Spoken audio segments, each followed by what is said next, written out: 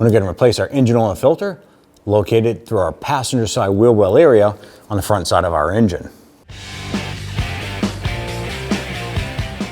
We're going to go ahead and start by removing our engine cover using a flathead screwdriver. Twist your lock screws here counterclockwise, about a quarter of a turn. Lift this up and then pop the back out of the rubber grommets and set this aside. Now at this point here, you don't actually have to remove the engine cover to do this job. However, it does make it a lot easier to locate your oil fill cap right here on the front of the engine, as well as the oil dipstick on the other side. I'm going to go ahead and open up our oil fill cap, spin that off. I'm going to set that on top of the engine. I'm going to come over to the other side, grab your dipstick, go ahead, pop that out, and we're going to remove that from the engine, and we're going to go ahead and wipe that down. Once this is cleaned off, I like to set this right across the top of the engine. This is telling me that, hey, don't start the engine because your dipstick tube is out. You want to go ahead and check that oil before you do so. You want to go ahead and drain your engine oil. You're going to locate the drain plug on the bottom side of your engine oil pan. You want to have your catch can or your bucket underneath ready to go. It's always a good choice to use rubber gloves when doing something like this here because it can get pretty messy. Using a 17mm socket or your wrench, I'm going to go ahead and loosen this.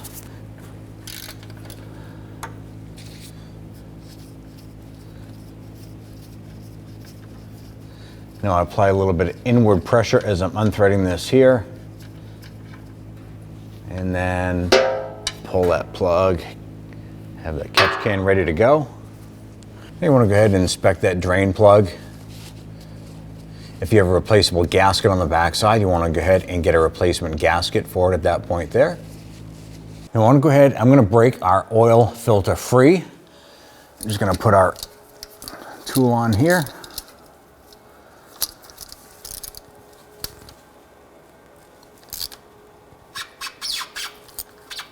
And I just want to break that free. We want to wait until we have our oil drain bucket underneath here before we remove this. We're still finishing draining the oil out of the oil pan. At this point here, we can go ahead and put our drain plug in. I'm going to thread that in as far as I can by hand. I'm going to go ahead and snug this down. Once that bottoms out, just a tiny bit more. Wipe down any residual oil. Let's go ahead and move our drain bucket underneath our oil filter. Go ahead and unscrew our filter. We have some oil draining out of that. Now if you're wearing gloves, just go ahead and continue to spin that off.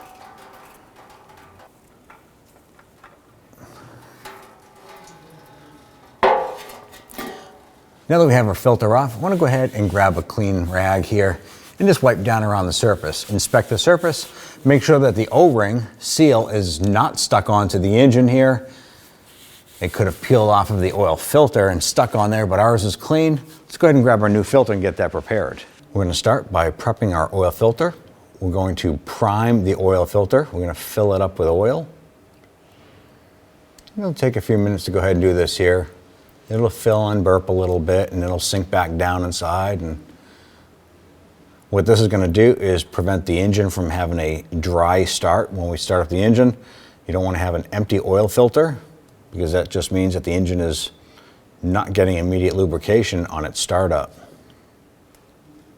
Now what I want to do is take a little bit of that oil, coat that engine oil seal, the oil filter seal. Let's go ahead and install the filter. Now what we'll do is we'll go ahead and get that started. Gonna thread this on. Now the oil filter should never be more than hand tight. You don't want to use hand tools to do this. You want to just make sure that that is seated properly. Make sure it's on there good and snug. Go ahead and place your funnel. I'm going to go ahead and add the proper amount of oil. It's going to be 4.5 quarts. That includes the oil that is in the filter that we filled this up with. So we're going to add 4 quarts to the top. We'll go ahead and start the engine. We'll let that run for about 10-15 seconds. We'll shut it down and we'll use our oil dipstick to check the level. At this point here, once we've put in our 4 quarts here, plus what we had in our filter, we'll go ahead and remove our funnel. install our oil fill cap here. Once we have our cap on, we'll install our dipstick. At this point here, you're going to go ahead, start up the engine, let it run 10 to 15 seconds, then shut it down. We're going to come back here and check our oil level.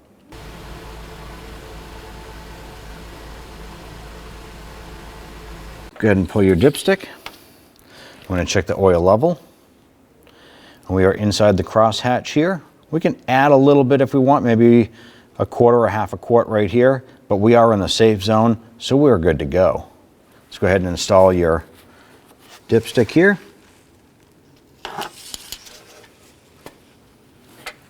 Going to install the cover here. We have our little lock screws here. There's 2 on the front. We want to line those up with the brackets on the front here. Line that up. And there's grommets on the back side here. Press those down into place.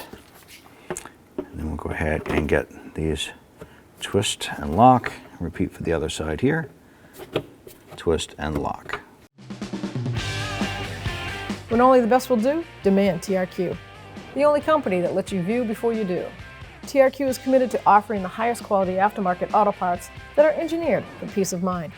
Thanks for using and viewing with TRQ.